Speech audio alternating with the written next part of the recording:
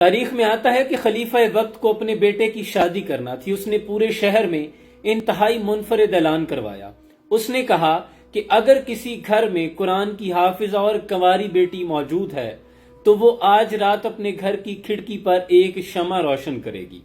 اور اس رات پورے شہر کا منظر یہ تھا کہ ہر گھر کی کھڑکی میں ایک شمع روشن تھی۔ کس قدر حسین منظر ہوگا، لیکن اب فیصلہ کرنا مشکل ہو گیا کہ انتخاب کس کا کیا جائے۔ اس پر خلیفہ وقت نے دوبارہ اعلان کروایا کہ جس گھر میں کنواری اور حافظہ کے ساتھ ساتھ موطا امام مالک کی بھی حافظہ موجود ہے، وہ آج رات اپنے گھر کی کھڑکی میں ایک شمع روشن کرے۔ اس رات بھی دیکھا گیا کہ پورے شہر میں تقریباً آدھے گھروں کی کھڑکیوں میں شمع روشن تھی۔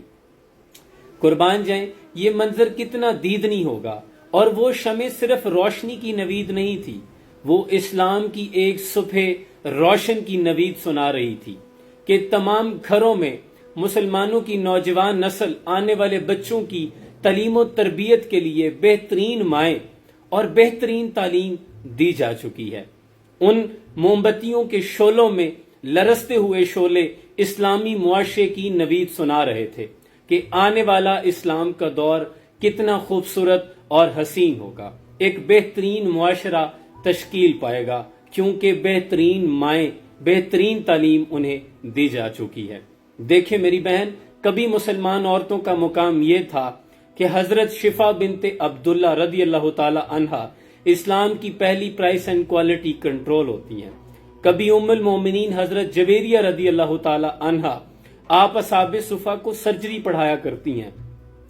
کبھی حضرت حفصہ رضی اللہ تعالی عنہا اسلام کی پہلی قرآن کی پہلی جو تدریس اور اس میں اس کی حفاظت کا ذمہ تھا، اس کی جو خط و خطابت تھی، تدریس کا معاملہ تھا، حضرت عثمان رضی اللہ تعالی عنہ نے حضرت حفصہ کے سپرد کیا تھا۔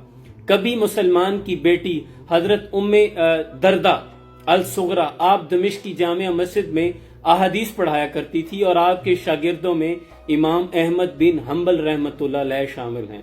کبھی مسلمان بیٹی کا معیار یہ تھا، لیکن صد افسوس آج اسے مارننگ شوز میں بیٹھ کر صرف ایک ویسٹ کلچر کے بارے میں تعلیم دی جاتی ہے اور ایک مائنڈ سیٹ دیا جاتا ہے کہ عورت کے شانہ بشانہ کھڑے ہو اور اپنے حق کا مطالبہ کرے، لیکن وہ اسلام کی حدود سے باہر نکلنا چاہتی ہے۔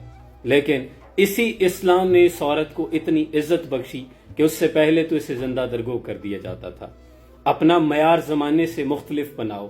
تمہارا تعلق تو اس دین سے ہے جس کی بیٹی گڑیا بھی خریدے تو دوپٹہ ساتھ لیتی ہے۔